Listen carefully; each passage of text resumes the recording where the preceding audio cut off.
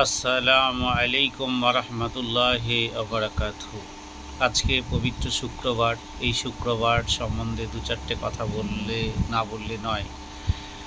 তাই আজকে এই পবিত্র দিনে আসরের পর আমাদের মহামানব হজরত আদম আলাইহিস সালামকে পৃথিবীর বুকে আল্লাহ তাবারক ওয়া তাআলা প্রেরণ করেছিলেন।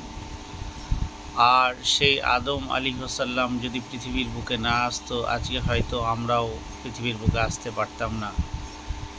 তো শুক্রবারে স্পেশাল কিছু আমল আছে, তার থেকে সব থেকে বেশি আমল যেটা হচ্ছে বৃহস্পতিবার মাগরিব বাদ থেকে শুক্রবার মাগরিব পর্যন্ত জুম্মার ইখতিয়ারে পড়ে থাকে।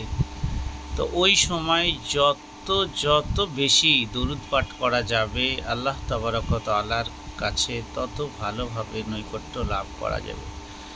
এবং তাছাড়াও বড় একটা দিক হচ্ছে, আমরা যদি দরুদ শরীফ পাঠ করে থাকি, সেই দরুদ শরীফ পাঠ সরাসরি আল্লাহর ফেরেশতারা নিয়ে গিয়ে বলে, অমুক দেশের অমুক ব্যক্তির সুসন্তান আল্লাহ তাবারক ওয়া তাআলার কাছে লাগাতার দরুদ পড়েছে, অমুক রাজ্যের অমুক জেলার অমুক ছেলের বাসিন্দা, সে ওখান থেকে দরুদ পাঠ আল্লাহ তাআলা তোমার কাছে পাঠ করেছে।